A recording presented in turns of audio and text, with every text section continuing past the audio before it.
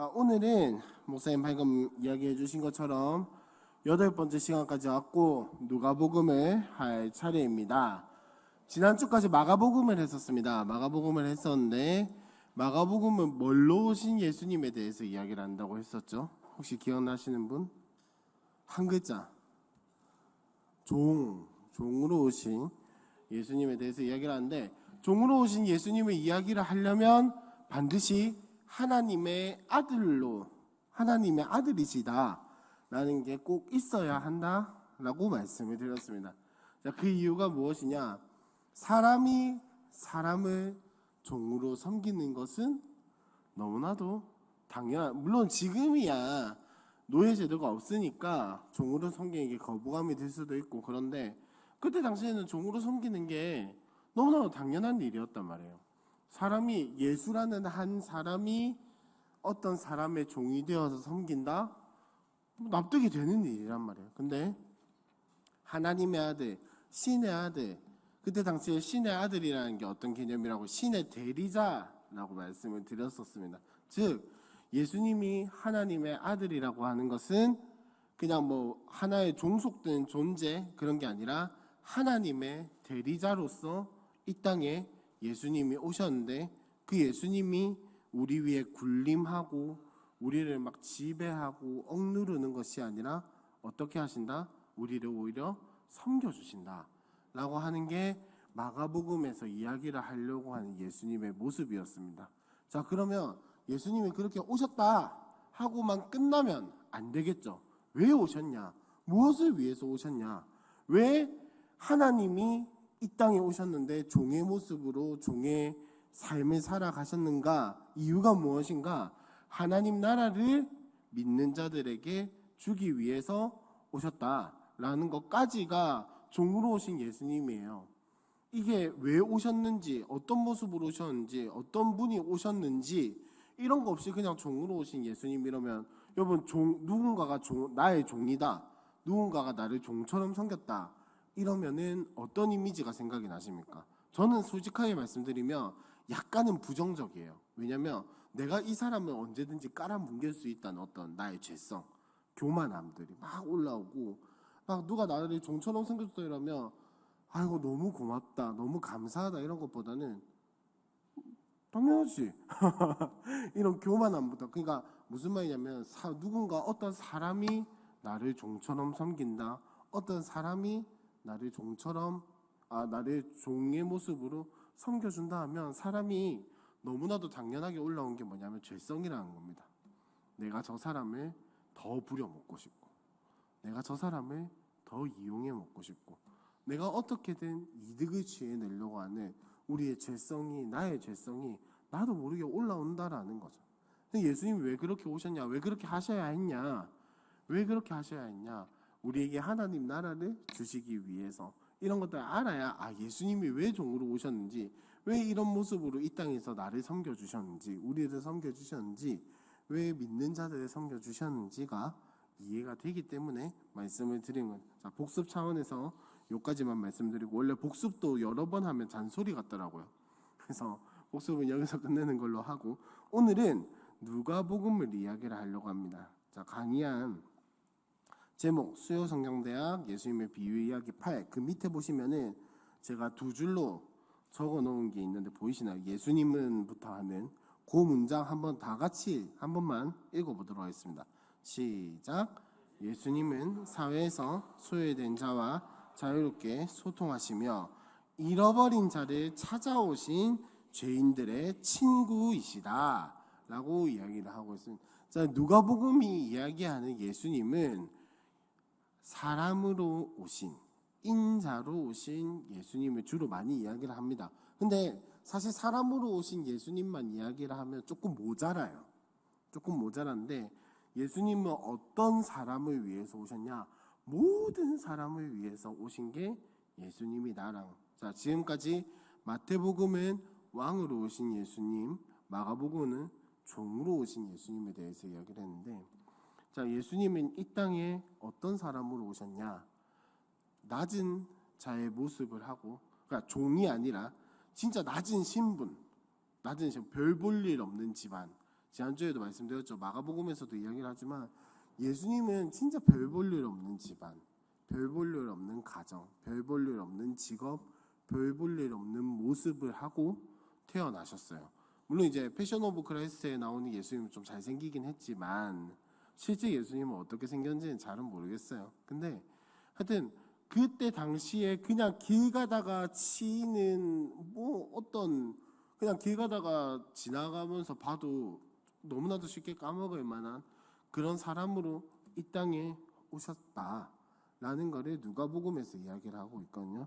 지난주에 잠깐 말씀드린 것처럼 이 누가복음이 보면은 이 한글로 보면 사실 잘 몰라요. 늘 말씀드리는 거지만 뭐 이게 뭐 문체가 화려하니 뭐 의학 용어를 썼니 뭐 어쩌니 저쩌니 해도 그거는 헬라어에서의 이야기이지 한국어로 보면 몰라요. 심지어 누가복음을 잠깐 말씀드리면 누가복음 또한 이방인 그리스도인을 위해서 쓰여졌거든요. 근데 이 누가가 단어를 선택하는 걸 보면 세심한 게 여보 골고다 언덕 무슨 뜻인지 아십니까? 해골의 언덕이라는 뜻이잖아요. 그죠? 골고다라는 게 해골인데 자 마태복음이나 예를 들어서 마태복음이나 이런 데서는 골고다라는 단어를 그대로 사용을 했다면 누가복음에서는 해골의 언덕이라고 이름을 바꿔서 이야기를 해요. 조금 더 세심한 거죠. 그죠? 뭐 그런 게 있는데 문제는 나는 헬라어 성경이 아니라 한글 성경이라는 거. 어쨌든 그러한데 이 인간으로 오신 예수님에 대해서 이야기를 하기에는 누가가 딱이었다라는 말입니다. 자, 누가복음 저자를 한번 보시면 제가 뭐라고 적어놨죠? 강의 안에 뭐라고 적혀있죠? 사랑받는 의사 누가. 왜 사랑받는 의사냐면 누가는 사실 예수님의 제자는 아니었어요.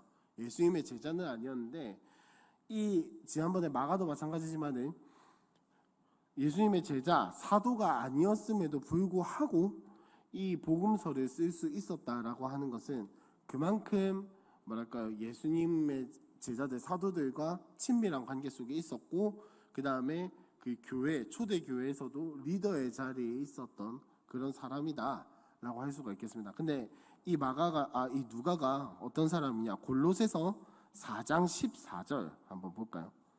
띄워주실 수 있으면 띄워주시고 우리는 일단 성경책을 한번 찾아보는 걸로 합시다.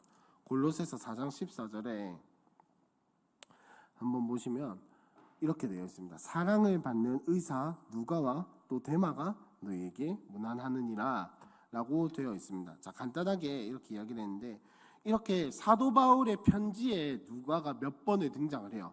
대표적으로 골로새서 4장 14절이고 다른 곳에서도 한 두세 번 정도 더 등장을 하는데 이 사랑받는 의사라고 표현을 한 이유가 뭐겠습니까? 진짜 그냥 뭐 예쁨 받아서 사랑을 받아서 그런 게 아니라 그만큼 바울과 함께 동역하면서 사람들의 존경과 마음을 그리고 또 사람들 사이에서도 좋은 평판을 가지고 있었던 그런 사람이다 라고 할 수가 있겠습니다. 여러분 잘 아시겠지만 의대가 지금 우리나라에서 의대가 몇 년 코스입니까? 기본 학부가 6년이거든요. 일반 대학들은 뭐 전문대는 2년, 3년, 일반 대학교는 4년의 학사 학위를 딸 수 있는데 의학 쪽은 6년 만에 학사를 따요. 거기에 또 뭐 석사, 박사하면 더 오래 걸리겠죠. 그렇게 하는 이유가 뭐겠습니까? 공부할 게 많으니까요. 그죠? 간단해요. 공부할 게 많으니까 뭐 6년씩이나 공부하는 거지. 왜 공부할 게 많겠습니까? 사람의 생명을 다루고 인체를 다루는 거기 때문에 공부할 게 많은 거잖아요.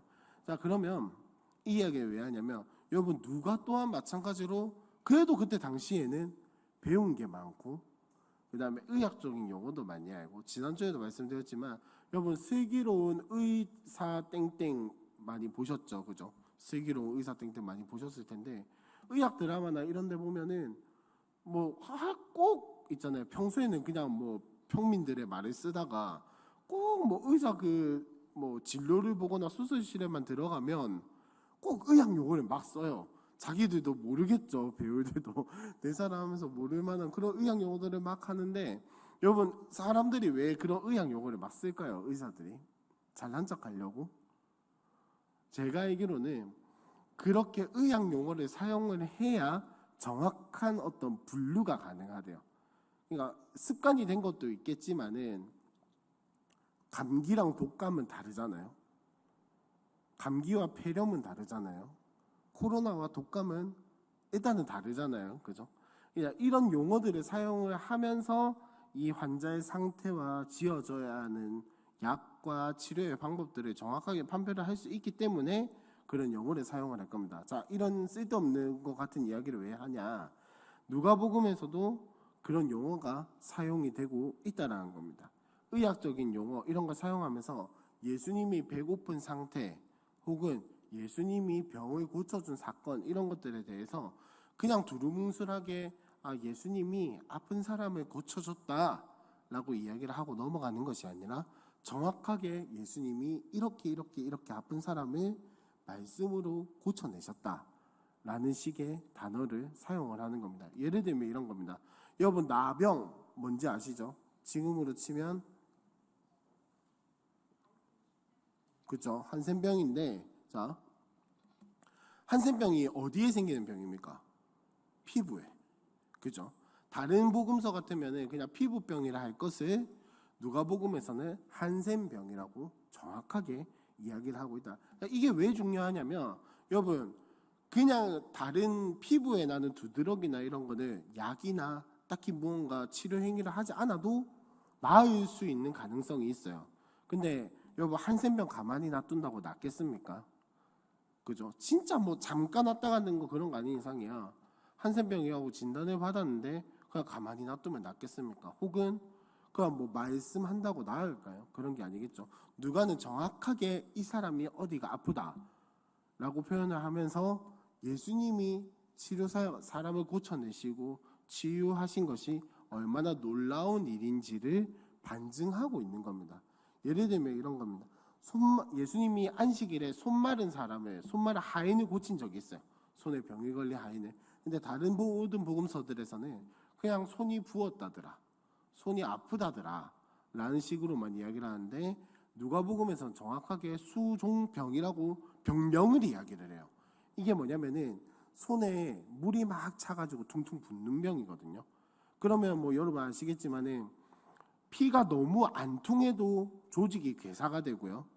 여기에 물이 너무 많이 차 있어도 오랫동안 그 상태가 유지가 돼도 괴사가 됩니다.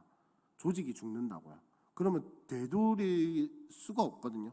돌이킬 수가 없는데 수종병이 그런 병이라는 거예요. 물이 계속 가득 차 있고 뭐 이게 터지는 게 아니라 이렇게 가만히 내비두면은 이 손이 언제 괴사해서 언제 잘라내야 할지 모르는 그런 상황이란 말이에요. 이 사람을 안식일에 고쳤는데 바리새인들이 거기에다 대고 시비를 거는 거죠. 안식일에 어디 지금 노동을 하냐 이런 식으로. 누가복음은 그런 어떤 정확한 용어를 사용을 하면서 예수님이 하신 치유 사역의 어떤 그런 것들을 이야기를 하고 있습니다. 자, 그다음 뭐 저자는 그렇다 치고 독자는 누구냐면은 다 같이 한번 누가복음 1장 3절을 읽어볼까요?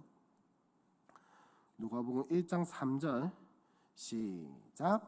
그 모든 일을 근원부터 자세히 미루어 살핀 나도 데오빌로 각하에게 차례대로 써 보내는 것이 좋은 줄 알았노니 라고 이야기를 합니다.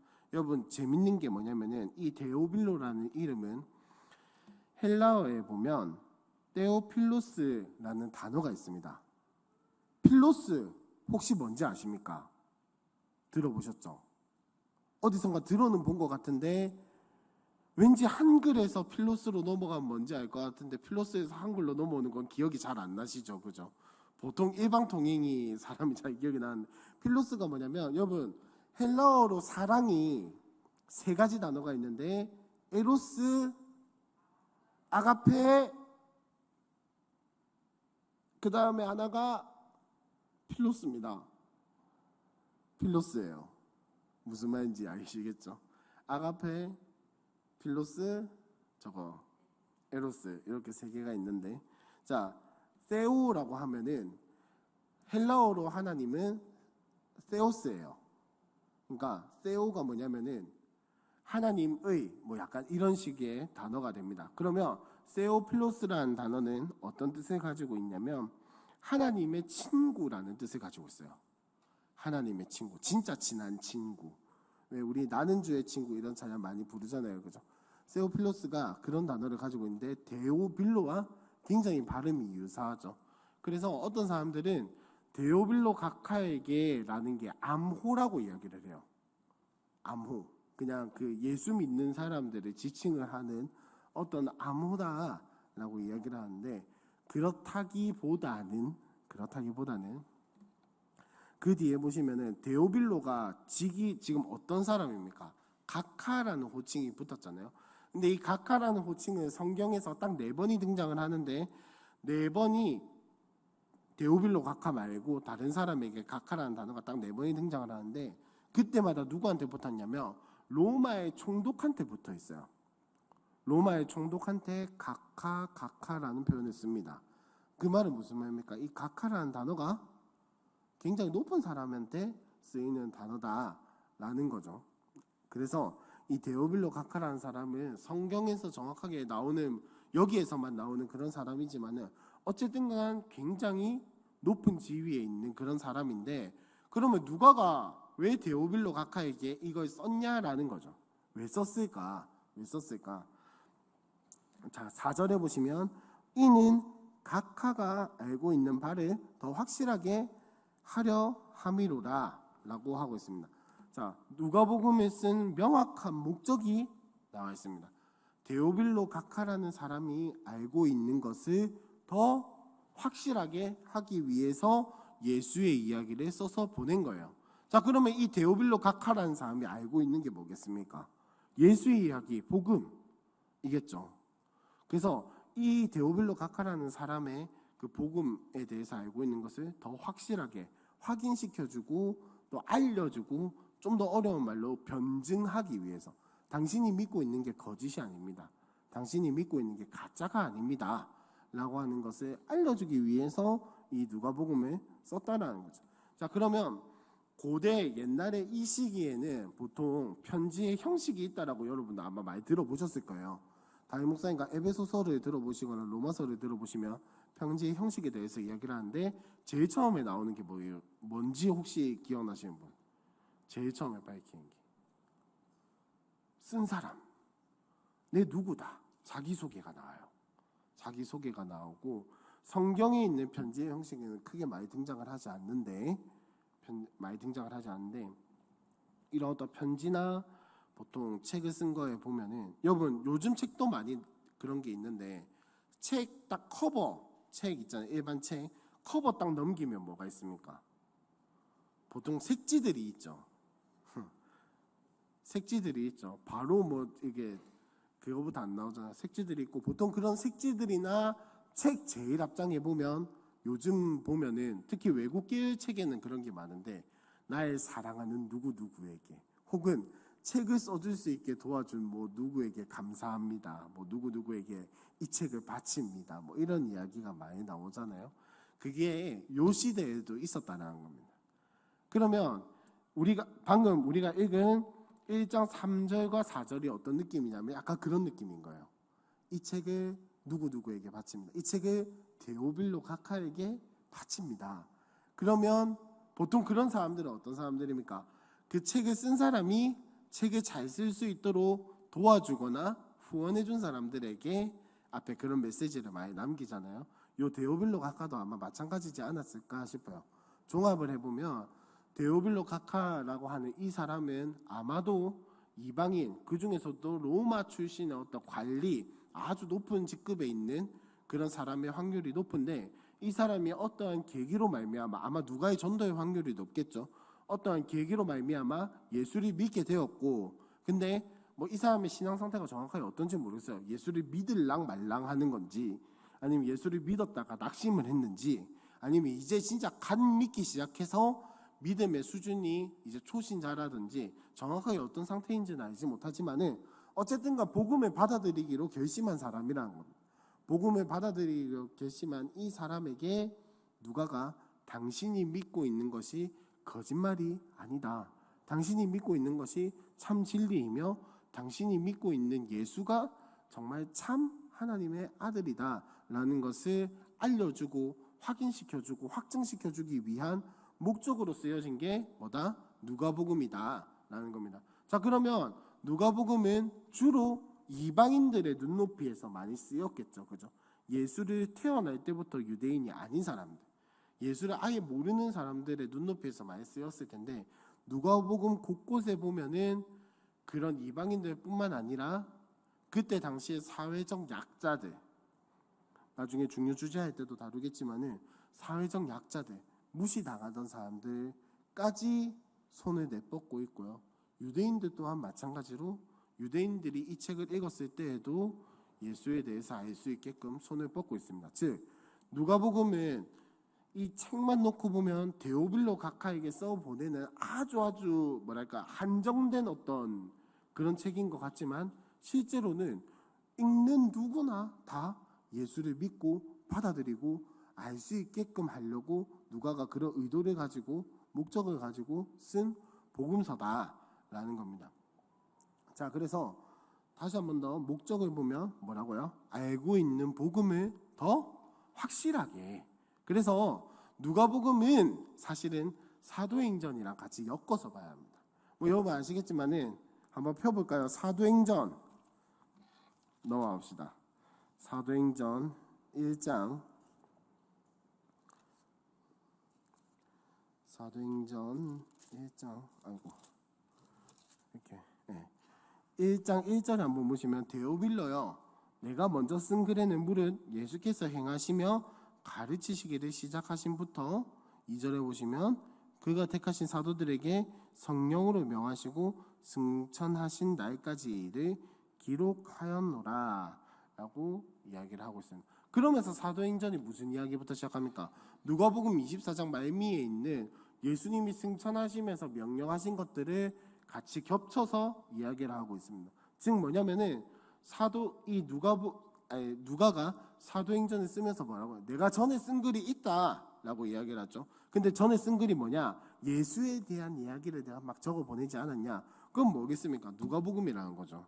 누가복음과 사도행전은 이어지는 책이고, 자, 이어진다라는 말은 무슨 말이겠습니까? 원래 소설이나 만화책도 1편, 2편을 다 봐야 내용이 다 이해가 되는 것처럼 이것도 마찬가지인 거예요.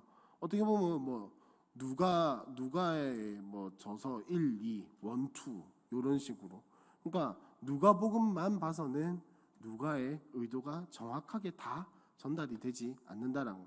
그러면 사도행전과 누가복음이 연속성이 있는데 이 이어진 이야기가 뭐예요? 단순히 그냥 역사적인 사실, 역사적인 이야기가 연결되는 것으로 그치는 것이 아니라, 누가가 지금 이 누가복음을 통해서 무엇을 이야기를 하고 있냐면 예수님이 어떤 분이신지 쫙 소개를 하고 있어요. 쫙 소개를 하고 있어요. 그러고 나서 사도행전에서는 무슨 이야기를 하고 있습니까? 누가복음과 사도행전의 중간에는 예수님이 제자들에게 명령하시는 게 나옵니다. 뭡니까? 가서 모든 족속을 제자로 삼아라. 예수님의 모든 인생이 어떤 인생이었습니까? 예수님이 만나는 사람마다 복음을 전하고 하나님 나라를 전해서 제자 삼는 인생을 사셨잖아요. 자, 그러면 이 예수님이 누가복음 막판에 너희도 나랑 똑같이 살아 이렇게 명령을 하셨단 말이에요. 자, 그럼 사도행전의 이야기는 무엇이냐면 예수님이 보여주시고 모범을 보여주시고 명령하셨던 그 삶을 명령을 받은 사람들이 똑같이 살아가는 이야기. 자, 그러면 누가가 누가복음과 사도행전을 통해서 데오빌로에게 도전하는 게 뭐겠습니까? 당신도 이 제자의 삶을 같이 살자라는 겁니다. 누가의 삶을 사실 생각을 해보면, 여러분 누가가 몇 차 전도 여행부터 사도 바울과 동행하게요? 3개 중에 하나입니다. 결국 4개 중에 하나네요. 1차, 2차, 3차 로마, 요 4개 중에 하나입니다. 근데 일단 1차랑 로마는 아니에요. 그러면 2차랑 3차 2개 남았는데 어디일까요? 2차부터 함께 하거든요. 자, 그게 어디서 나오냐면 다음에 뭐 사도행전을 할 일이 있으면 사도행전에 누가 갔었잖아요. 사도 바울이 전도 여행을 가는 거를, 아니면 혹은 다른 사람들이 무리에 가는 걸 딴 데서는 다 그들이 이러다가 갑자기 어느 순간부터 우리가 라는 표현으로 바뀝니다.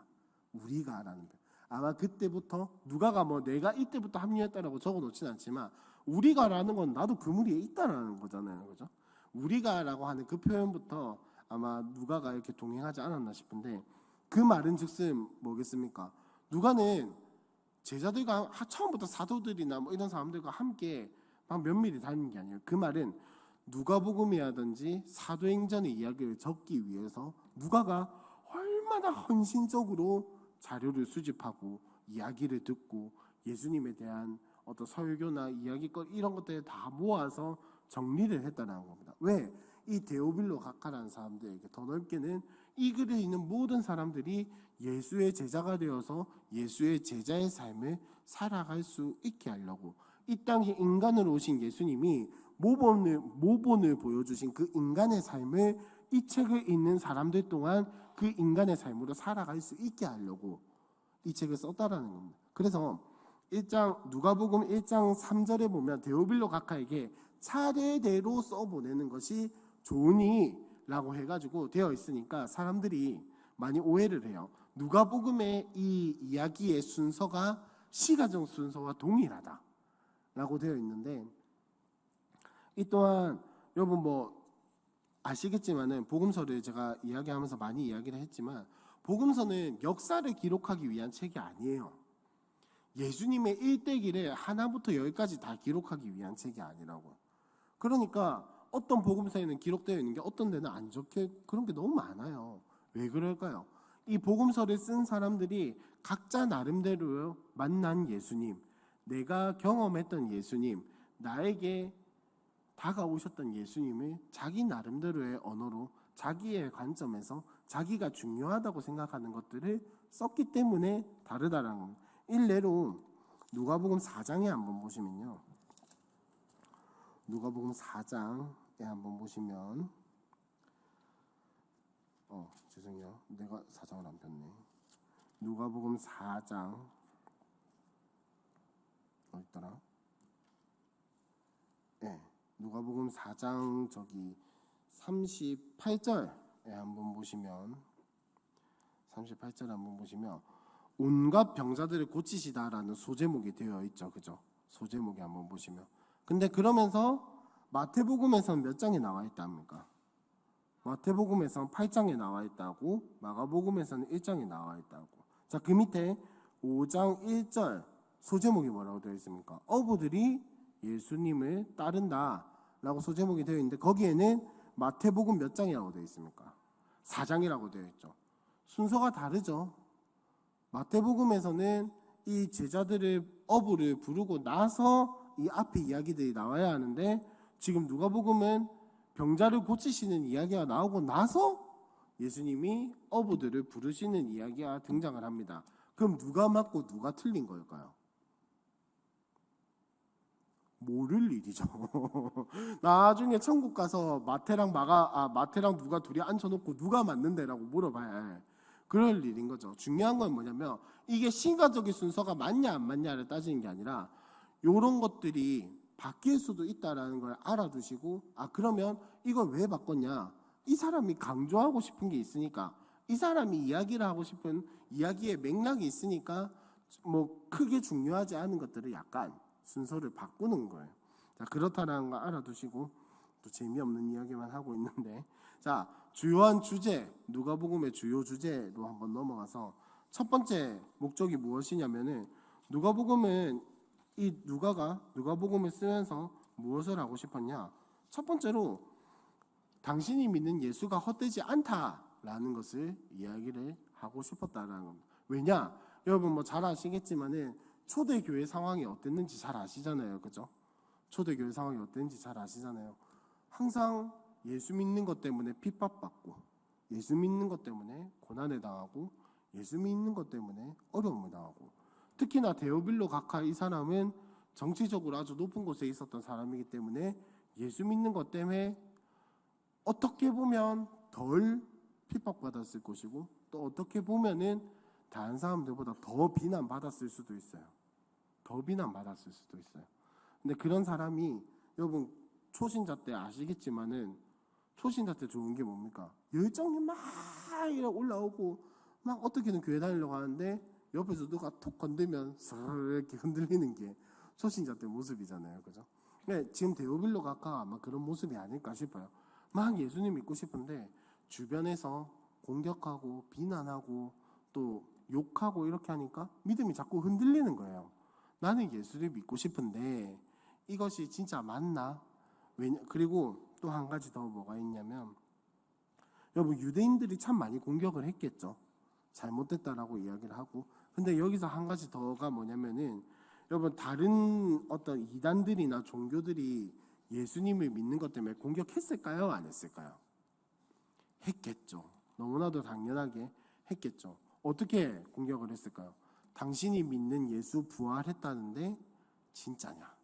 부터 시작해가지고 사람이 어떻게 부활할 수 있냐? 여러분 그렇게 치면 우리는 참 평온한 시대를 살아가고 있어요. 예수님 부활하셨습니다 라고 세상 천지에 외치고 다녀도 소리 지르는 것 때문에 미친놈 소리를 듣지, 예수가 부활했다는 그 사실 믿고 있다고 미친놈 소리를 안 듣고 살아가잖아요. 근데 이때 당시에는 미친놈 소리를 들으면서 살아가는 거예요. 야, 그거 다 가짜다. 다 가짜다. 사람이 어떻게 살아나냐? 사람을 그렇게 그냥 그렇게 보일 뿐이다. 이때 당시에 이단들의 가장 큰 특징이 뭐냐면, 뭐 영지주의 뭐 이런 어려운 말들 많잖아요. 근데 딱 하나만 기억하시면 됩니다. 뭐 한 것처럼 보일 뿐이다라고 이야기를 해요. 예수님이 육신을 가진 것처럼 보일 뿐이다. 예수님이 부활하신 것처럼 보일 뿐이다. 사실 예수님은 영적인 존재다. 영적이기만 한 존재다. 또 반대편에 있는 사람들은 예수님이 하나님의 아들처럼 보일 뿐이다. 예수님이 신적인 능력을 가진 것처럼 보일 뿐이다. 왜? 그런 능력을 발휘하는 사람들이 많았기 때문에. 여러분 까놓고 이야기해서 구약 성경에서 안 죽은 사람 2명 있잖아요. 안 죽은 사람 누구 있습니까? 자, 왜 이렇게 의견이 분분하죠? 이거 의견이 분분하면 안 되는데, 안 죽은 사람 딱 2명 있잖아요. 구약 성경에서 에녹, 그리고 또 엘리사, 야 맞죠? 이 딱 2사람, 죽음을 보지 않고 하늘로 들려 올라간 사람이 2명 있잖아요. 자, 거기에 플러스 엘리사가 죽은 과부의 아들을 지가 덮고 위에 이렇게 올라타죠. 그렇게 하고 나니까 그 아들이 어땠습니까? 그대로 죽어 있었나요? 살아났잖아요. 그죠? 부활에 대한 이야기들이 없지 않다라는 겁니다. 없지 않다라는 거예요. 자, 그리고 구약 성경에 허다한 기적들이 참 많죠. 저는 그 중에 제일 신기한 게 히스기야가 기도할 때 해 그림자가 10도 뒤로 물러갔다고. 그 시간을 건드는 무슨 그런 거잖아요. 그죠? 그런 기적들이 막 허다하게 많습니다. 근데 여러분 중요한 건 이게 기독교에만 있다고 생각하시면 안 된다는 겁니다. 이런 기적들이 기독교에만 있다고 생각하시면 안 돼요. 그러니까 물론 진짜는 기독교지만 이런 기적들에 대해서 이야기를 하는 거는 모든 신화에, 어느 나라 신화에 참 차고 넘쳐요. 진짜 소름 돋는 게 뭐냐면, 제가 그 웹툰 아시죠? 웹툰을 많이 보는데 그 중에 내응버 초록색, 거기에 만화 웹툰에 보면 뭐가 있냐면 홍기의 메소포타미아 신화라는 만화가 있어요.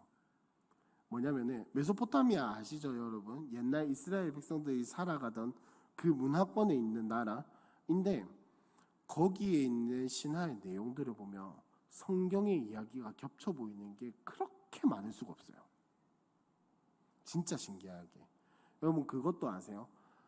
전 세계 나라의 모든 신화들의 거의 한 90%에는 홍수 신화가 있어요.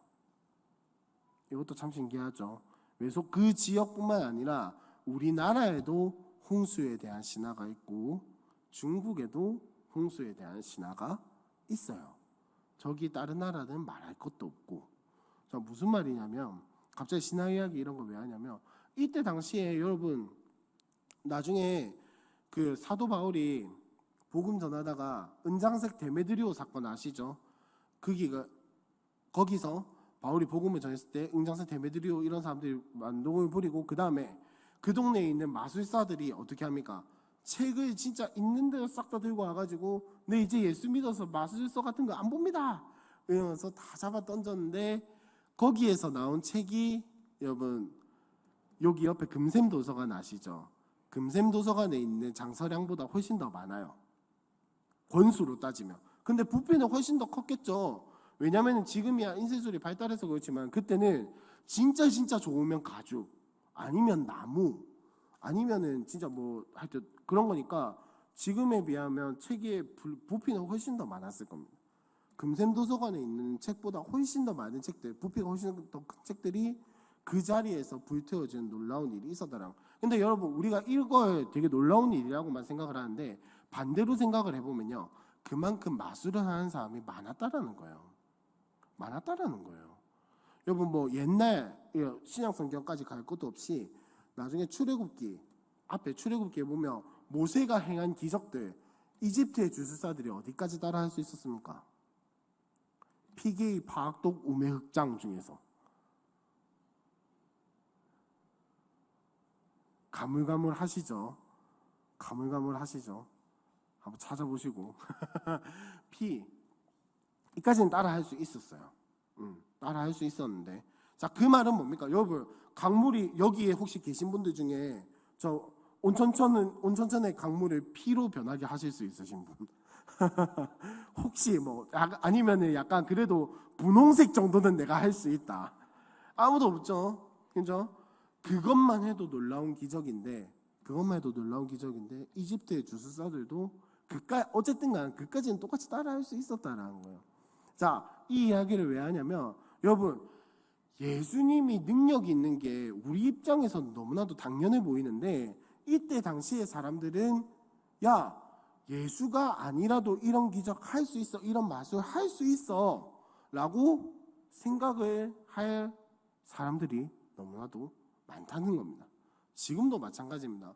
우리는 은혜라고 생각하고 진짜 하나님이 길을 열어주셨다 기적을 베풀어 주셨다라고 믿지만은 세상 사람들한테 가서 여러분 한번 이런 이야기 쫙 해보세요. 그러면 아마 절반 정도는 운이 좋았네 그럴 수도 있지 라고 생각하는 경우들 진짜 많아요. 그러니까 뭐 갑자기 막 기도했는데 암이 사라졌다더라 이런 거 말고 있잖아요. 그냥 우리가 일상생활에서 겪어 나가는 기적들 뭐 예를 들면 뭐 갑자기 취업이 됐다든지 내가 고민하고 있는 것들이 하나하나씩 해결이 된다든지 그거 다른 사람들한테 다 물어보세요. 뭐라고 이야기를 하냐면 야 그거 점집 가면 진짜 잘 해결해 주는 데 있는데 야 어느 신녀님한테 가면 진짜 용하게 봐준다더라. 이런 이야기 여러분 진짜 많아요.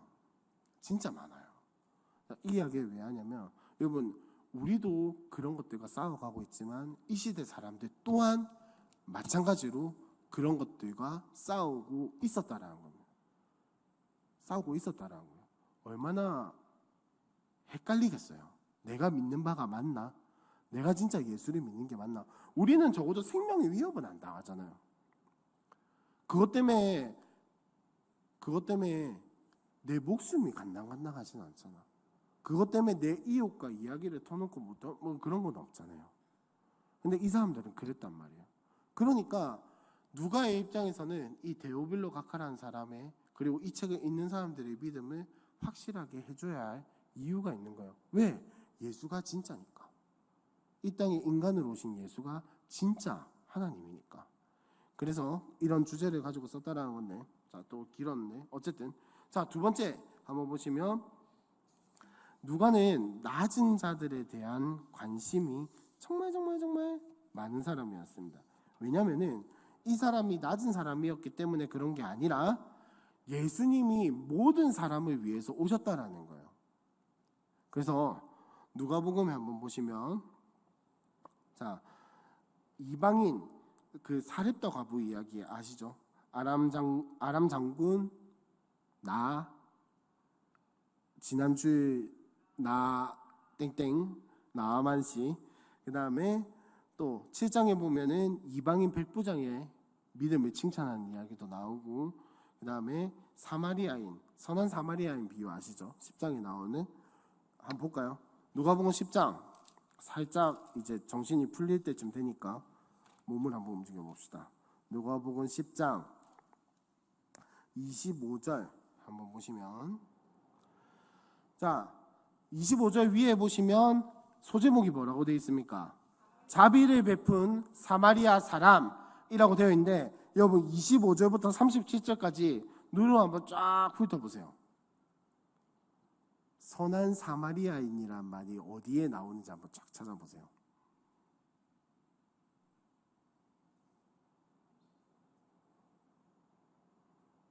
어떤 사마리아 사람? 33절에는. 그죠? 여러분 지금까지 다 섞고 계셨던 선한 사마리아인이라고 하는 단어는 없어요, 성경에.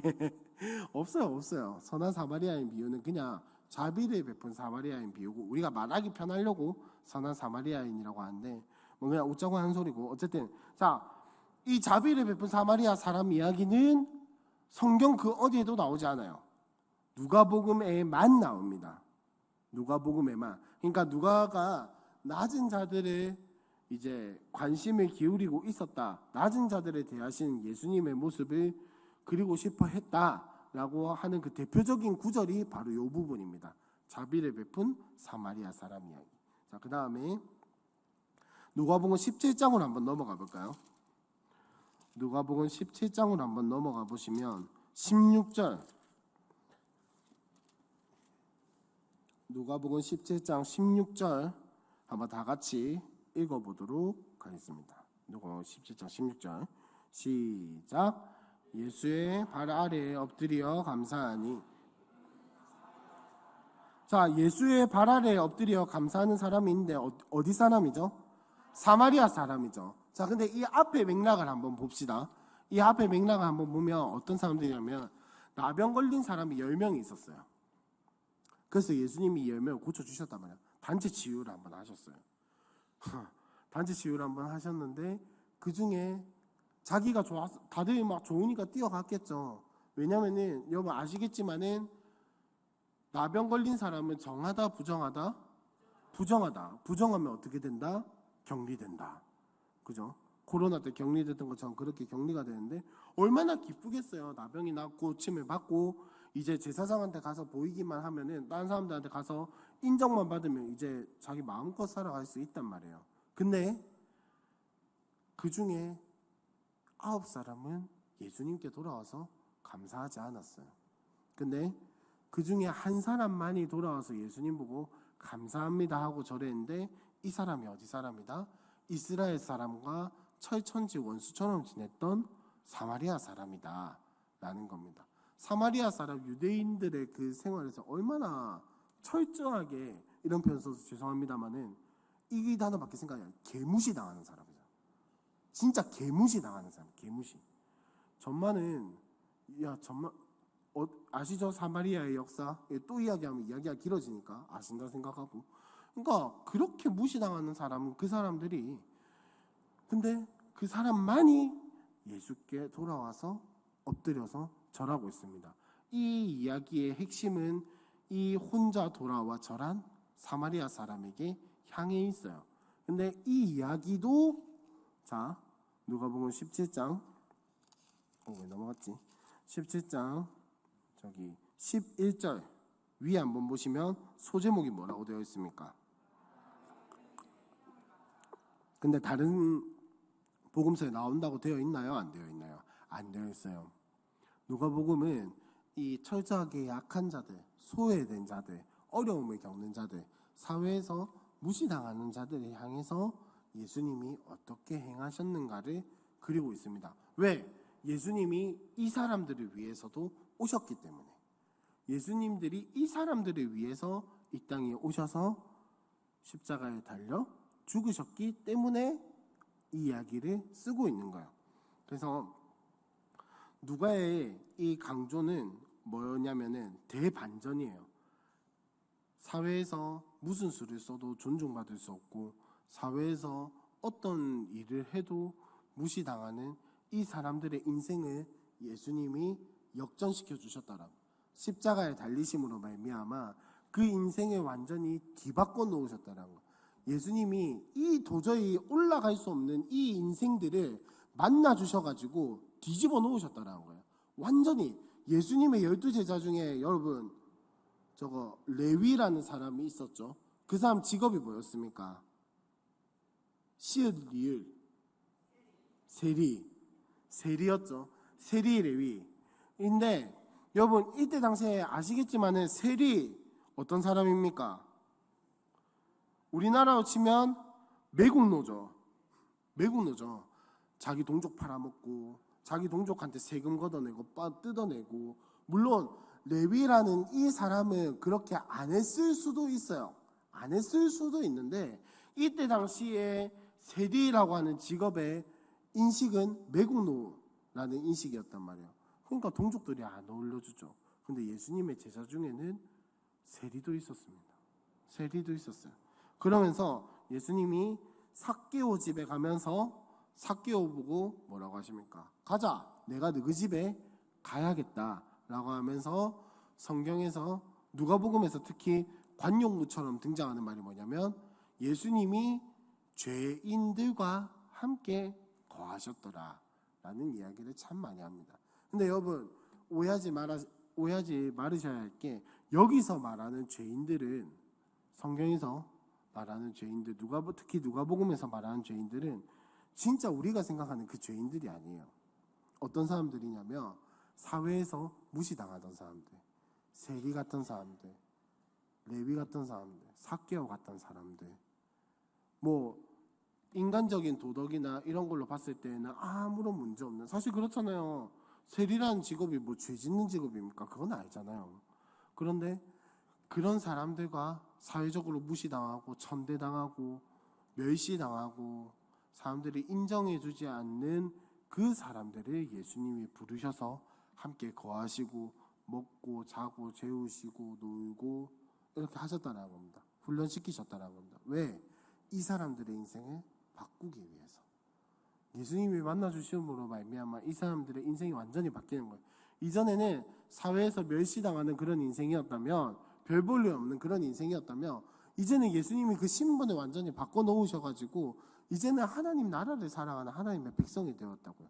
이 땅에서 하나님의 통치를 대신 전하고, 이 땅에서 하나님의 통치를 나를 통해서 대신 보여주고, 이 땅에서 하나님 나라의 복음을 나를 통해서 흘러가게 하는 그 귀한 하나님 나라의 도구로 내가 쓰임을 받는다. 그 인생이 완전히 역전된 거예요. 여러분 우리도 마찬가지지 않습니까? 라고 말하니까 여러분들이 직업을 되게 무시하는 것 같은데 그런 뜻이 아니라 우리의 신분이 어땠습니까? 종노릇 하면서 살아갈 수밖에 없었고, 아침에 새벽기도 때도 말씀드린 것처럼 죄와 사망의 노예로 살아갈 수밖에 없었잖아요. 아무것도 할 수 없고 아무것도 이겨낼 수 없었고 그냥 이렇게 살아가야 하는갑다라고 포기하던 그 순간에 예수님이 나를 만나주셔가지고 아니다, 내가 이제 네 신분을 바꿔줄게. 내가 이제 네 위치를 바꿔줄게. 너는 이제 더 이상 그런 존재가 아니야. 너는 이제 더 이상 그런 사람이 아니야. 내가 너의 존재를, 내가 너의 신분을 완전히 바꿔줄게. 뭘로? 예수의 십자가로. 근데 여러분 예수님 안 믿을 때 어땠습니까? 예수님 십자가 뭐 별거 없다라고 생각했잖아요. 근데 그 예수의 십자가 내 삶을 완전히 대반전시켰어요. 누가복음은 사회적 약자에 대한 관심이 그냥 이 사람이 도덕적이어서 그런 게 아니라 예수님이 그들을 바꿔놓으셨기 때문에, 예수님이 우리의 죄에서 건져내주셨다는 게 뭐냐? 이 사회적 약자들이 존중받고 이 사회적 약자들의 신분이 바뀌어지고 이 사회적으로 무시당하는 사람들이 존중을 받는 대반전의 역사기 때문에 이 사회적 약자들에 대해서 이야기를 하는 겁니다. 예수님이 이들을 위해서 오셨거든요. 그리고 우리의 신분 또한 마찬가지로 그들과 다를 바가 없었거든요. 근데 바꿔주셨어요, 예수님. 그 이야기를 하고 있는 게 누가복음이 말하고자 하는 이야기입니다. 그래서 갈라디아서 3장 28절 한번 띄워주시면 감사하겠습니다. 갈라디아서 3장 28절에 보시면 사도 바울도 이거와 똑같은 이야기를 합니다. 다 같이 한번 읽어봅시다. 시작.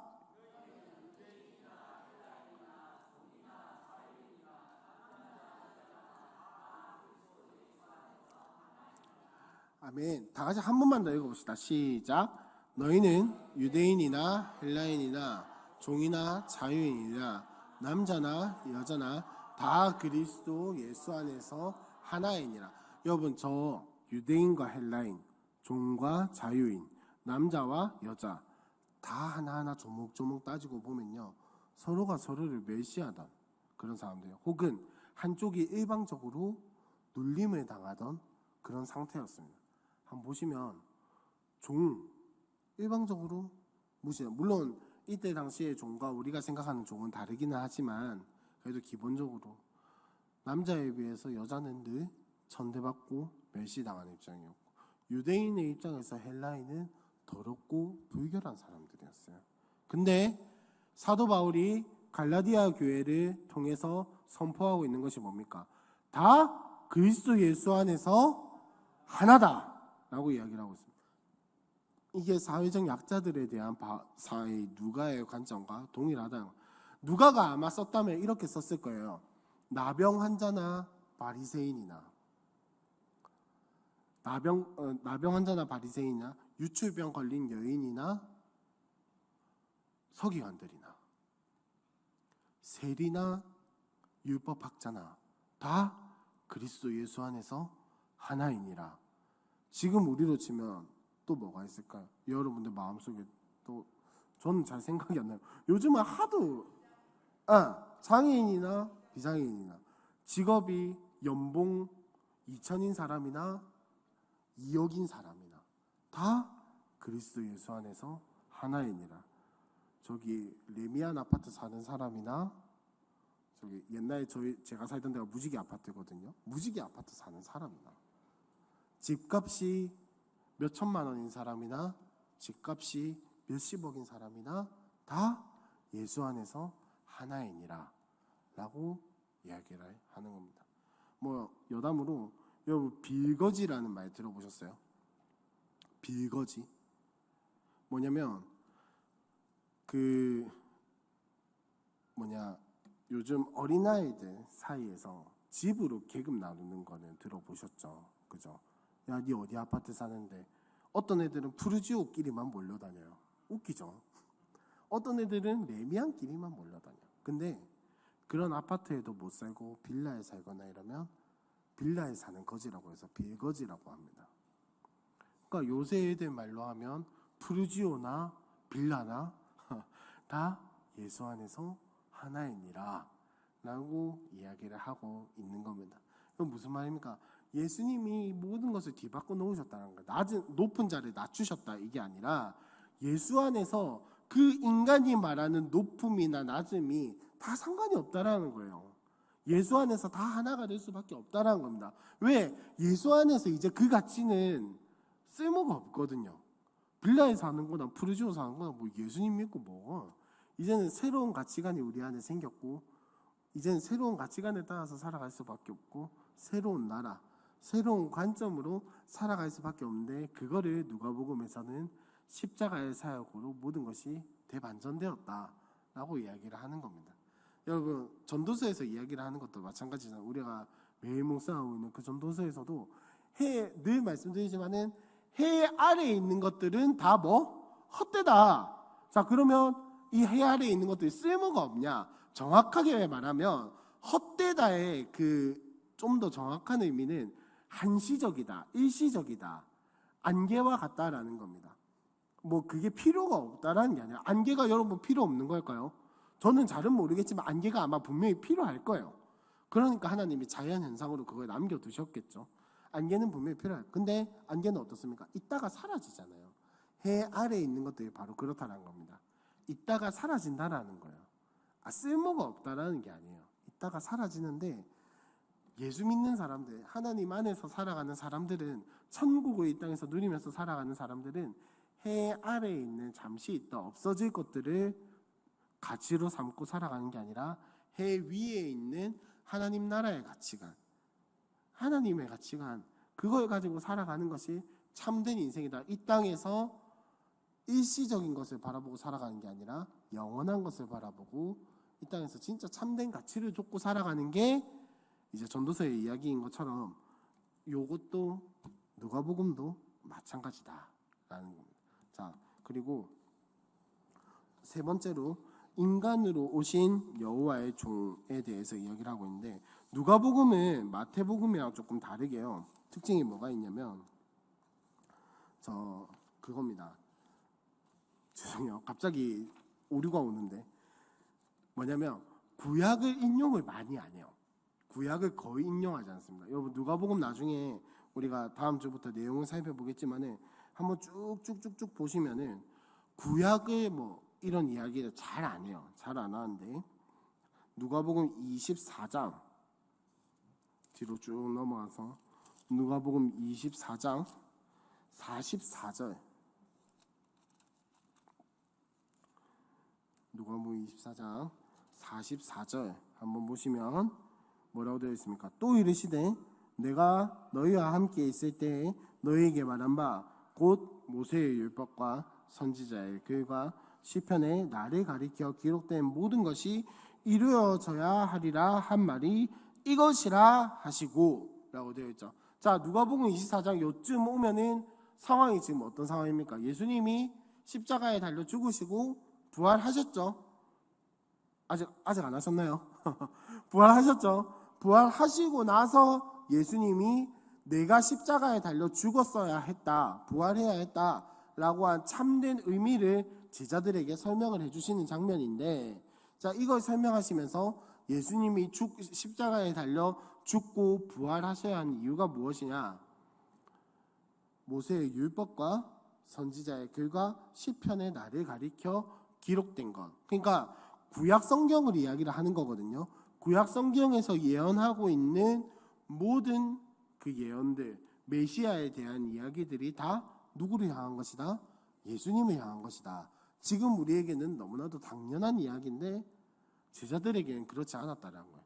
제자들은 그때서야 구약 성경이 예수님을 이야기를 하는 거구나. 구약 성경에서 이야기를 하는 구원자가 바로 예수님이구나. 구약 성경에서 말하는 여호와의 날이 바로 예수님이 오실 때를 이야기를 하는 거구나. 막 이런 것들이 다 이해가 된다는 거예요. 근데 여러분 뭐 잘 아시겠지만은 여기서 말하는 예수님 이 구약 성경에 대한 이 이야기들이 이루어져야 하는 것은 무엇을 이야기를 하는 거냐면, 예수님이 이것을 이루어냈다라는 게 아니라 예수님이 하나님이 약속하신 바로 그 존재다, 그 사람이다, 그 메시아다, 그 구원자다 라고 하는 것을 이야기를 하는 겁니다.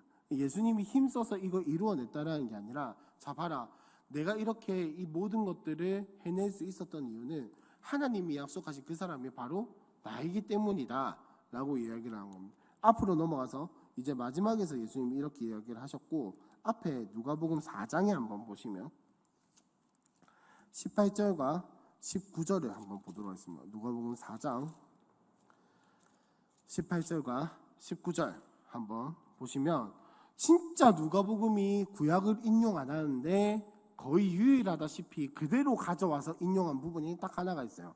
여기인데 다 같이 한번 읽어봅시다. 18절과 19절 시작. 주의 성령이 내게 임하셨으니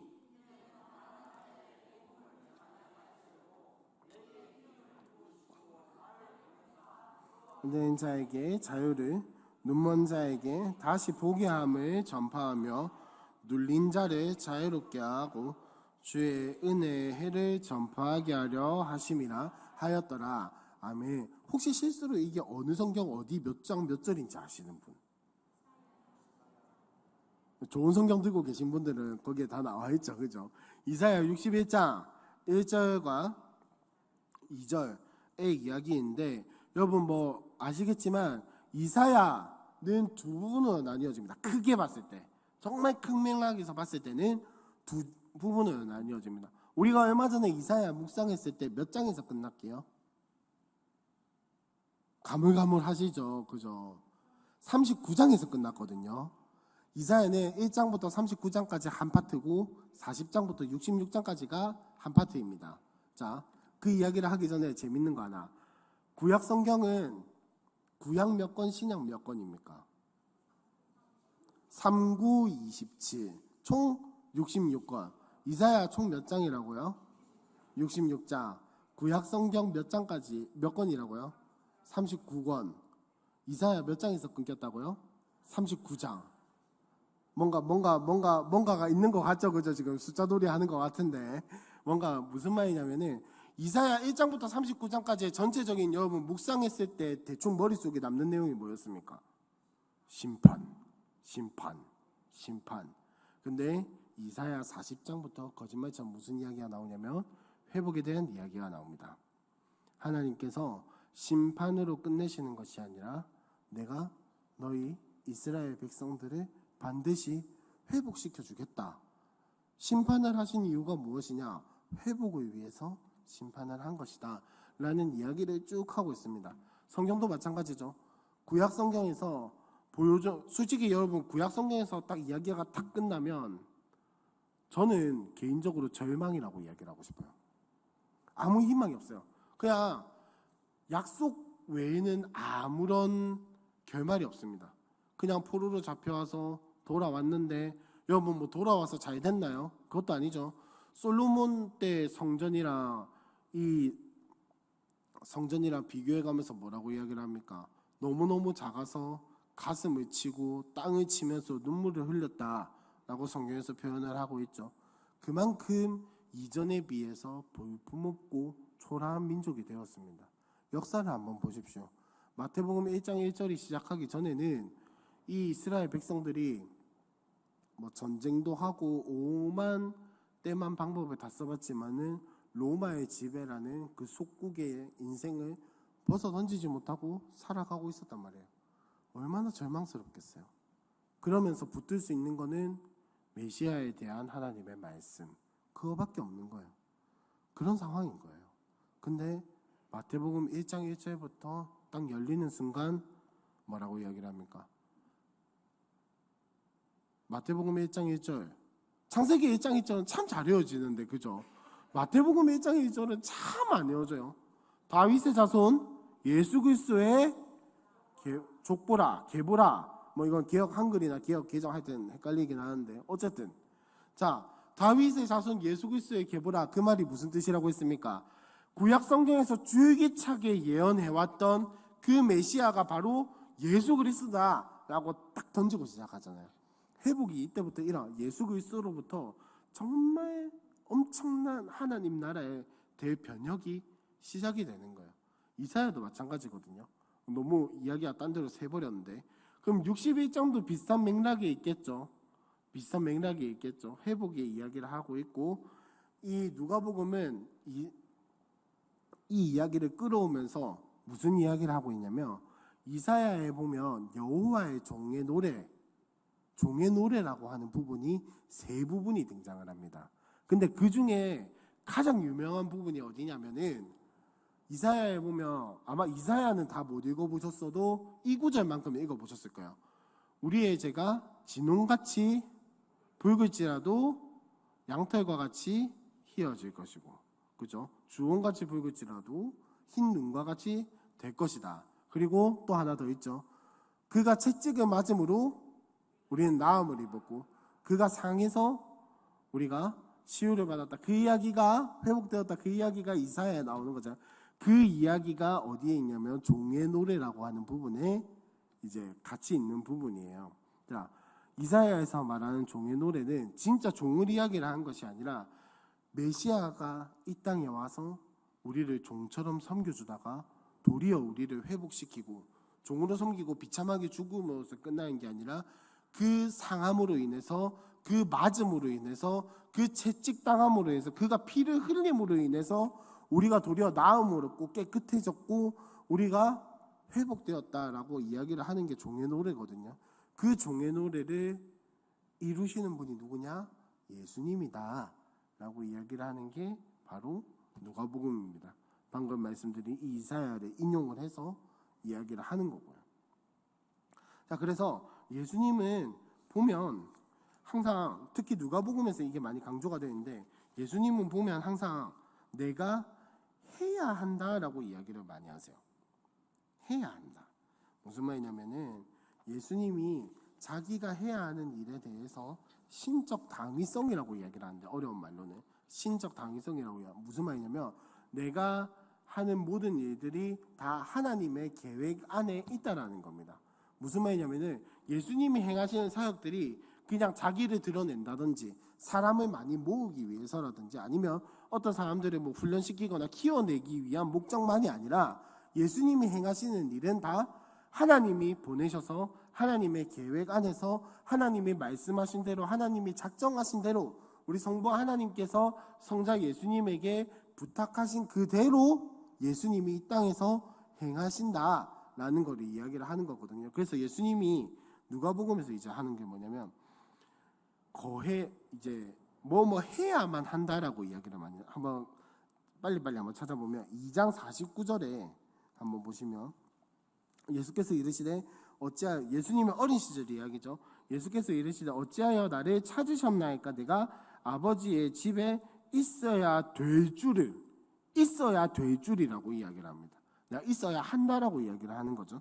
그 다음에 4장 43절 한번 보시면 4장 43절에 한번 보시면 예수께서 이르시되 내가 다른 동네들에서도 하나님 나라의 복음을 전하여야 하리니 라고 이야기를 하고 자기가 반드시 해야 한다라고 이야기를 하고 내 책임이다 내 의무다 라고 이야기를 하고 계세요.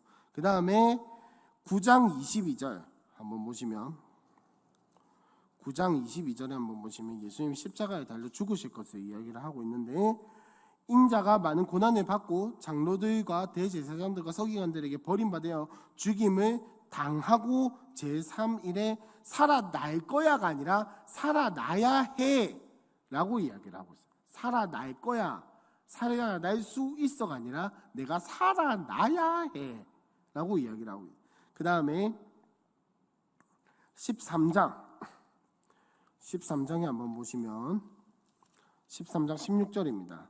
16절에 한번 보시면 그러므로 18해 동안 사탄에게 매임받은 이 아브라함의 딸을 내가 안식일에 이 매임에서 푸는 것이 합당하지 아니하냐 해야 한다라고 이야기를 하고 계신 거예요. 그러니까 내가 이 사람을 그냥 풀어주는 거다라고 이야기를 하셔도 아무 문제가 없잖아요. 그죠? 아무 문제 없거든요. 맥락상 뭐 이런 거 다 필요 없이 아무 문제 없는데 예수님은 해야 한다라는 자신의 의무 내가 해야만 한다 책임에 대해서 이야기를 하고 계십니다. 왜?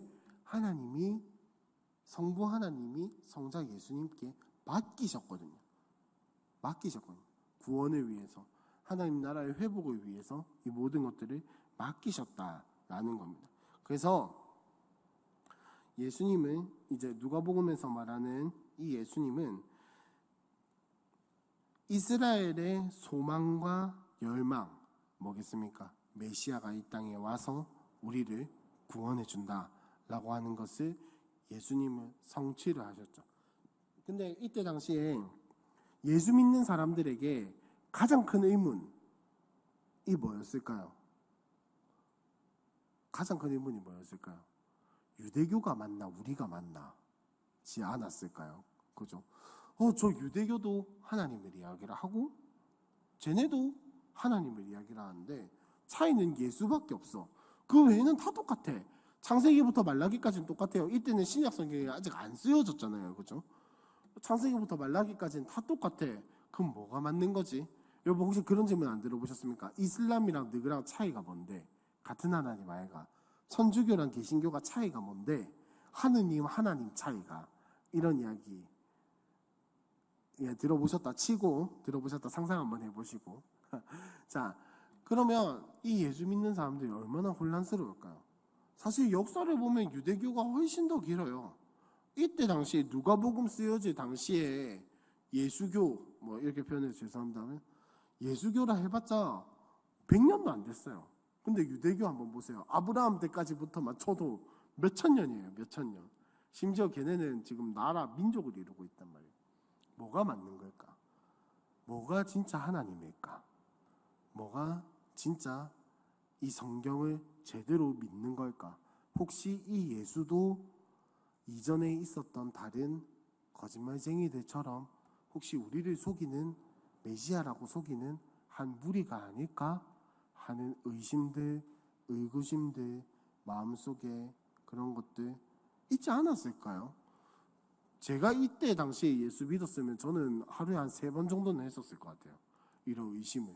근데 누가가 이야기를 하고 싶은 건 뭐냐면 해야 한다라고 이야기를 하는 이 예수님의 화법을 일부러 사용을 함으로 인해서 자 봐라, 구약 성경 때부터 하나님이 말씀하셨던 그 예언된 여호와의 종의 노래를 통해서 보여주셨던 그 구원자, 구약 성경을 통해서 말씀하셨던 그 메시아가 누구냐? 기름 부음 받은 자가 누구냐? 바로 예수님이다 라고 이야기를 하고 있습니다. 그래서 인간으로 오셨다, 여호와의 종이다 라고 이야기를 합니다. 특별히 누가복음의 초반에 예수님 이야기에서 명확하게 드러나는 특징이 뭐냐면 예수님의 어린 시절 이야기가 막 되어 있어요. 그리고 예수님 탄생하기도 전부터 많은 등장인물들이 막 나와가지고 예수님이 태어나심에 대해서 뭐 수태고지 아시죠? 천사가 내려와가지고 네 이제 임신할 거야 라고 고지해 주는 걸 수태고지라고 하는데, 그런 이야기들, 그 다음에 뭐 사가랴의 찬송, 마리아의 찬송 뭐 해가지고 난리 굿도 아니에요. 그러니까 그런데 왜 이런 이야기들 누가가 굳이 넣었을까요? 예수님이 영광스러운 거? 물론 그런 것도 있겠죠. 근데 이런 이야기들을 통해서 무엇을 전달하고 싶었냐? 인간으로 오셨다는 겁니다. 신비하긴 하지만, 신비한 건 맞지만 그럼에도 불구하고 자 봐라, 이 예수를 만났던 사람들의 증언을 들어봐라. 예수를 만났던 사람들의 노래를 한번 봐라. 예수님이 어떻게 해서 인간으로 태어나셨는지를 내가 상세하게 기술해 줄게. 봐라, 천사가 직접 내려와서 이 마리아에게 이야기를 하기를 아이가 네 배에서 나오게 될 것이다. 수태고지. 네 임신할 거야. 알지 못하는 기적적인 방법이지만 분명한 거 하나는 뭡니까? 임신했다라는 거잖아요. 그 말은 뭡니까? 인간이라는 거죠. 예수님은 빼도 박도 못하고 인간이라는 겁니다. 그런 것들을 막 이제 기록해 놓은 거예요. 그러면서 딴 데서는 예수님 다 자라고 뿅 하고 등장하잖아요. 그죠?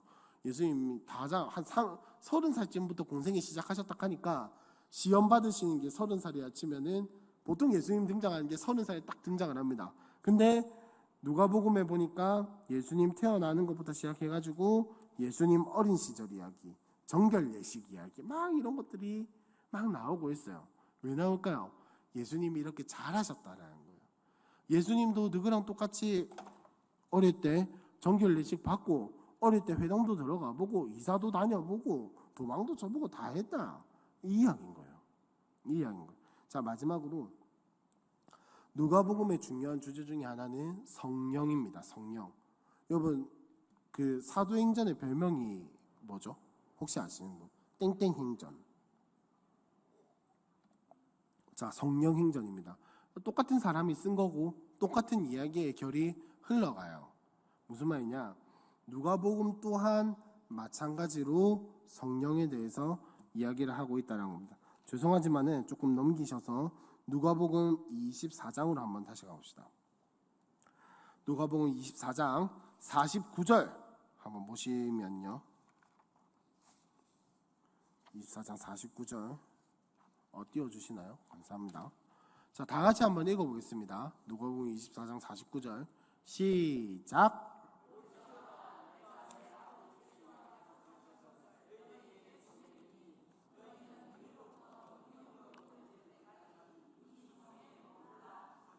자, 예수님이 제자들을 이렇게 복음서에서 보내시고 나서 약속한 것을 보내겠다라고 이야기를 하는 부분이 잘 없어요. 누가복음에서만 이렇게 명확하게 이야기를 하고 있는데, 누가복음 24장 49절에서 말하는 내가 내 아버지께서 약속하신 것을 너에게 보낸다는데 약속하신 것이 뭘까요? 성령이겠죠. 보혜사 성령님의 이야기를 하는 겁니다. 자, 누가복음이 성령에 대해서 정말 강조를 많이 하고 있어요. 자, 이것 말고도 뭐가 있냐면은 찾지는 않겠지만 예수님 태어나시기 전에 세례요한이 태어난 이야기부터 나오거든요. 누가복음에서는 세례요한이 태어날 때도 세례요한의 부모는 성령으로 충만하다라고 누가복음 1장 15절, 41절, 67절에서 이야기를 하고 있습니다.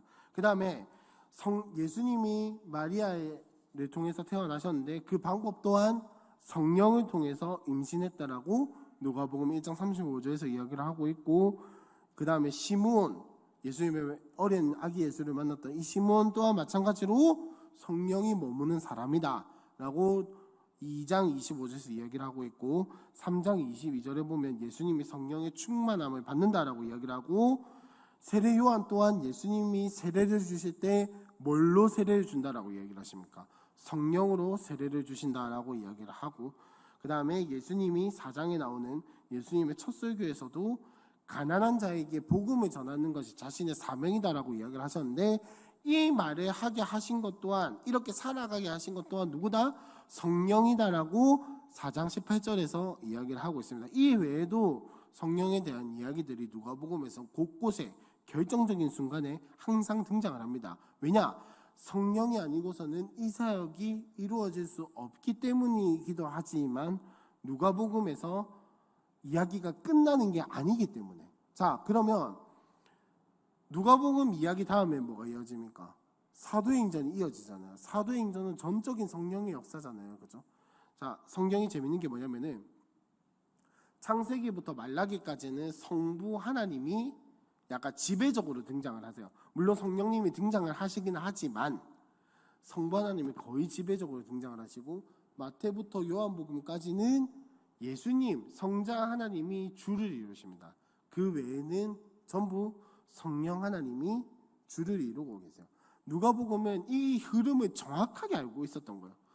예수님이 어떤 분이냐? 성부 하나님이 계획하고 보내신 이 분이 가시고 나면 십자가 사역으로 땡, 능력받고 땡이 아니라 어떻냐?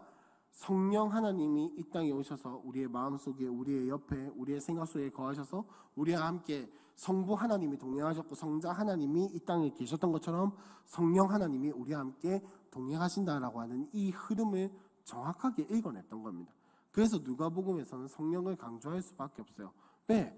앞으로 이어질 이야기가 성령 하나님의 이야기일 뿐더러 이 사역을 이루어 가시는 분이 성부와 성자와 성령의 합작이라는 것을 정확하게 알고 있기 때문에 우리도 마찬가지로 그걸 알아야 합니다. 성령님 그냥 내 안에 계신 분, 성령님 그냥 능력 주시는 분, 성령님 그냥 나에게 말씀하시는 분, 이것만 이해하는 것이 아니라 성령 하나님이 삼위 하나님 중에 한 분이시고, 이 성령 하나님이 성부 하나님이 이스라엘 백성과 함께 하셨고, 성자 예수님이 유대인들과 함께 하셨고 이방인들과 함께 하셨던 것처럼 성령 하나님 또한 나와 지금 함께 하신다는 거예요. 그러니까 구약의 인물들을 보면서 막 구름 기둥 불 기둥을 부러워할 필요도 없는 거고, 12제자들 12사도들 사도 바울이 예수님을 만나가지고 막 이렇게 눈이 뭐 이런 기적을 겪었던 것을 부러워할 필요도 없는 거예요. 왜? 나도 지금 성령 하나님이 함께 하시니까. 근데 오히려 성부 하나님과 성자 하나님 때는 못 누렸던 은혜를 성령 하나님 때 우리 누리고 있어요. 왜? 자, 생각해보면 성부 하나님 바깥에 임재하셨죠. 성자 예수님 육체를 가지고 계시니까 내 안에 들어오면 뭔가 좀 이상해지죠. 그죠? 성령 하나님만이 내 안에 계실 수 있어요. 성령 하나님만이 24시간 나와 동행하시고, 성령 하나님만이 나의 어떠함과 관계없이 항상 함께 하시는 분이라는 거예요. 성부 하나님 때 어땠습니까? 이스라엘 백성들이 범죄하면 여호와의 영광이 이스라엘을 떠났어요. 물론 이제 그 가시적인 어떤 그런 거긴 하지만 영적으로는 항상 함께하고 계셨지만은 어쨌든 떠나셨단 말이에요. 떠나셨단 말이에요. 근데 성자 예수님 어떻습니까? 예수님 저기 계신데 내가 저기 있다고 예수님이 나와 함께 하십니까? 아니잖아요. 예수님이 여기 있는 거고 난 저기 있는 거지. 근데 성령 하나님만이 내가 여기에 있든 저기에 있든, 내가 자고 있든 안 자고 있든, 내가 교회를 다니고 있든 안 다니고 있든, 내가 예배를 드리든 못 드리든, 내가 묵상을 했든 안 했든, 내가 기도 생활을 무너졌든 세우고 있든 뭘 하든 간에 성령 하나님만큼은 나와 함께 하신다라는 겁니다. 내 속에 임재하고 계신다고요. 나의 어떠한가 상관없이, 나의 상황과 나의 환경과 나의 어떠한가 아무 상관없이 성령 하나님만이 지금 나와 동행하고 계신다. 이 특별한 은혜를 우리가 알고 기쁘고 감사하면서 누리는 게 딴 게 아니라 하나님 나라에 살아가는 거예요. 이 동행하면서 늘 음성 구하고 열어주신 지혜대로 구하고 살아가는 거. 근데 우리는 여전히 죄인이기 때문에 죄성을 가지고 있기 때문에 눈에 안 보이니까, 그죠? 눈에 안 보이니까, 귀에 안 들리니까, 안 만져지니까 우리가 못 믿고 살아가는 건데, 우리가 이러한 믿음을 가지고 살아갈 수 있으면 좋겠습니다. 그래서 예수님은 이 이야기를 하는 것처럼 성령이 어떤 존재냐, 약속하신 존재라는 겁니다. 이 또한 마찬가지로 나랑 상관없이 그냥 하나님이 보내주시는 거예요. 얼마나 감사한 거예요.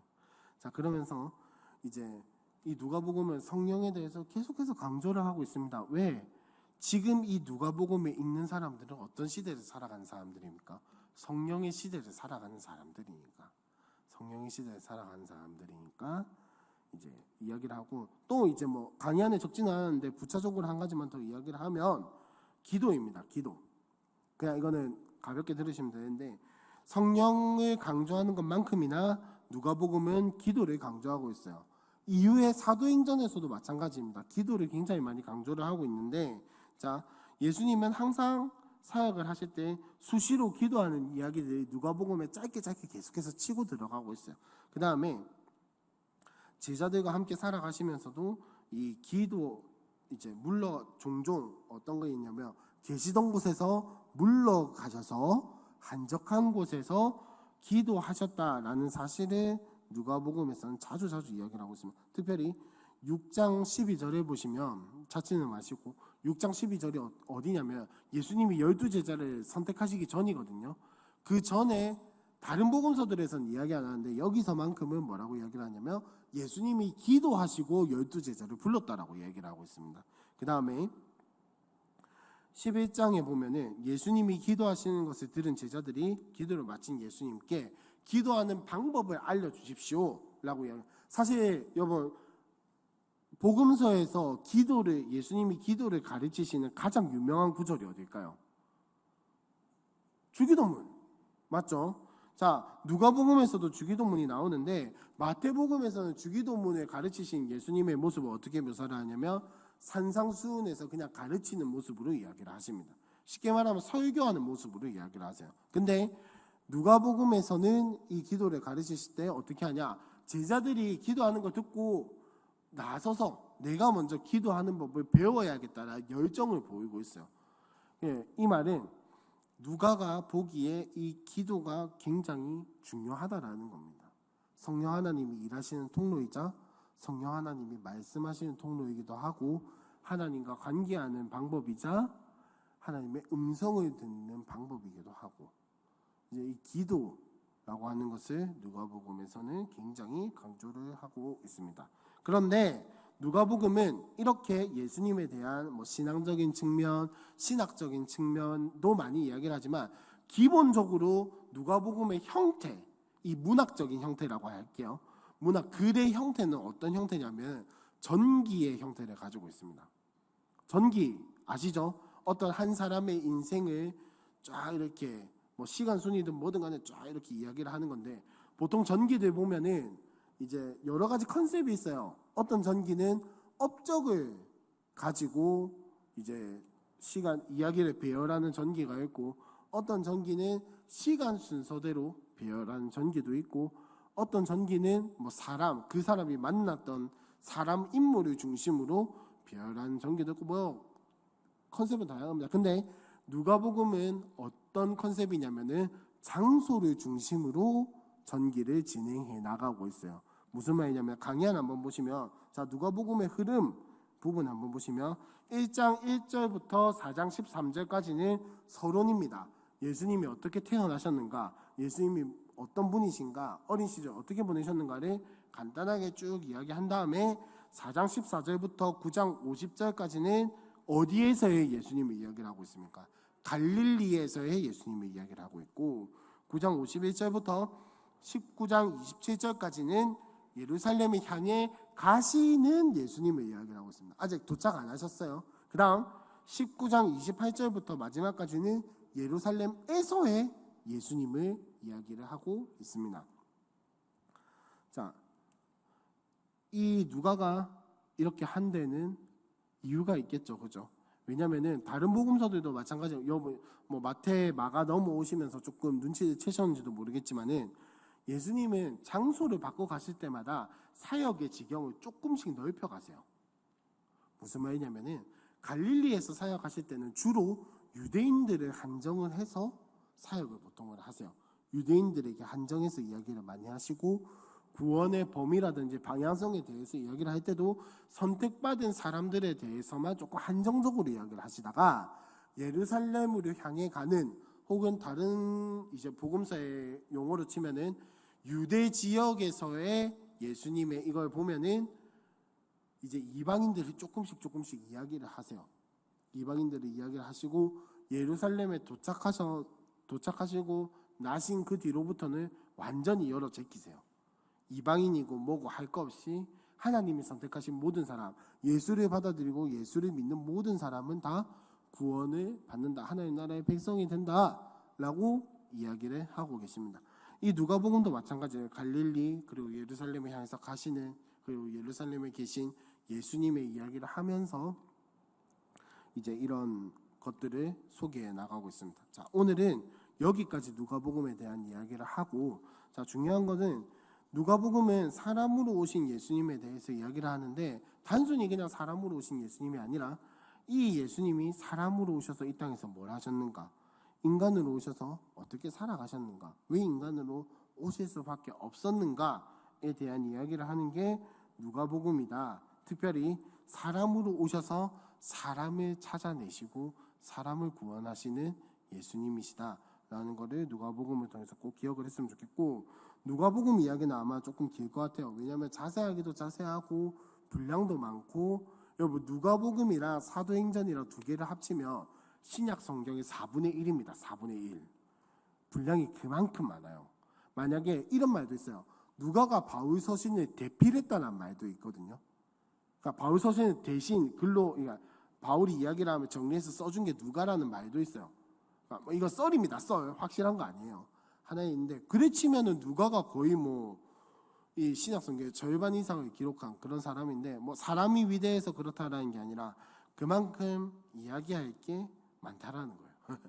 그래서 다음 주부터 조금 더 누가복음의 내용들을 한번 살펴보면서 다시 한 번 더 우리에게 찾아오신 그 예수님, 진짜 보잘것없는 나를 위해서 이 땅에 오신 그 예수님에 대한 묵상을 할 수 있는 시간이 되었으면 좋겠습니다.